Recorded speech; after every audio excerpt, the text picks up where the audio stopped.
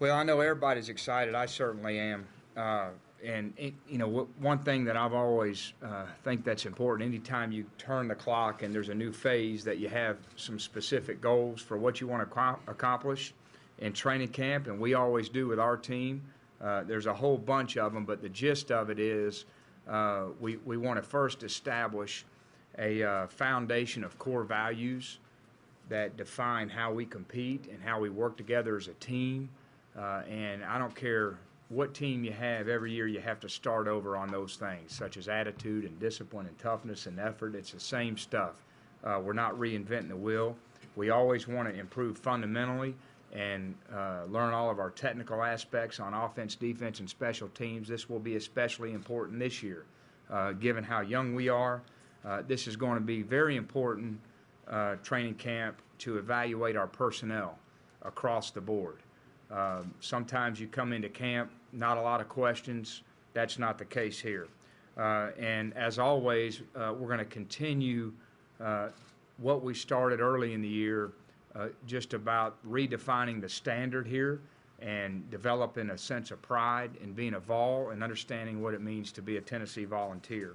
So those are kind of the short-term goals, and certainly you don't accomplish them at the end. You never really get there. It's a continued journey, which we had a good start of for the summer. Talking to Coach Mack, the thing that we feel really good about is we feel like we've improved our strength, our speed, our explosiveness across the board at every position. All the combine testing data, that's about the only data you can use to evaluate where you are, whether it's bench, 225, squat, vertical jump, 40, all those things, significant improvement across the board. Hopefully that'll translate into better play on the field. The second thing from the summer was trying to develop this team as a team, going from being a coach-led team to being a player-led team. Because we had so many seniors and so many vocal seniors last year, I think in some ways it hamstrung the ability of the young guys to really take ownership from a vocal standpoint, from a leadership standpoint, and that's okay, but it just means you now got to start working toward that. The best teams that I've been around have ownership in the locker room. The coaches don't have to go manage all their day-to-day issues. They're like professionals, and the coaches put their energy on teaching and coaching on how to make them successful on the field. And I think every team's unique, and you never can take that for granted. And this team, because we don't have a lot of guys with a lot of experience, you just have to develop it. How important is it to set realistic goals, and then how do you drive that into the players? Well, I've never been one to put these number goals. That's great if they have that, but I think it's a dangerous way to go. I do think you have to be realistic, but you always should be shooting for some things.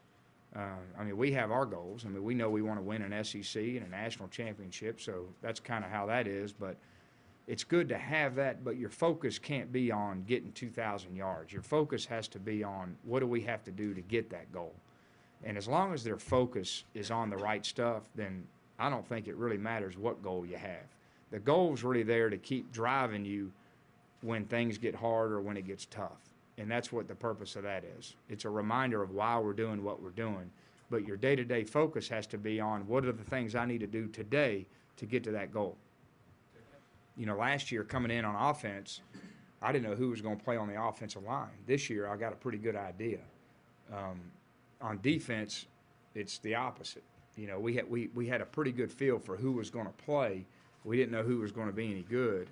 So there's a lot of uncertainty in a lot of areas, but we do have a better handle on what we think. Tyler says he's up to 202 pounds. Is he getting big enough for you?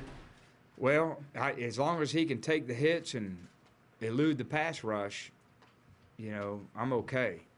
When that becomes where you feel like it's impacting his performance, a lot of his strength issues is really a lot more core, and it affects sometimes your ability to throw the ball down the field accurately when you're off balance. That's where those big, strong guys, it makes a difference. But the other area is, of course, being able to be durable, taking the hits. The most important thing is teaching the proper way to tackle. And what's happened is, and I really mean this, we soften this game up at every level. And then they get to our level and they don't know some of the basic fundamentals of how to tackle and how to block. That's the safe way to do it. So we spend a lot of time teaching how to tackle, the elements of a tackle. And I think a lot of injuries occur when there's a reckless technique of tackling. That's when the injuries really occur the most. Now, inevitably, that's not always the case. There's that inevitable force equals mass times acceleration is going to hurt. But it's, the concussion thing's a serious thing, and I'm not minimizing that. But Derek, you've talked, a lot about the young roster, the uncertainty of it. Is maybe a flip side of that, 50 some of these guys are either guys that you recruited or guys that have only played for you and know your system. Is that kind of a flip side? I think that's a positive, and I think certainly those guys, I sat in their living room.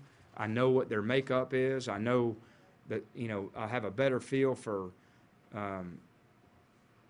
the things that we probably shouldn't do when we coach them and the things that can motivate them a little bit. You have a better feel for the guys, and hopefully that they chose this school because they believed in our coaches and our systems. So I think that's a real positive.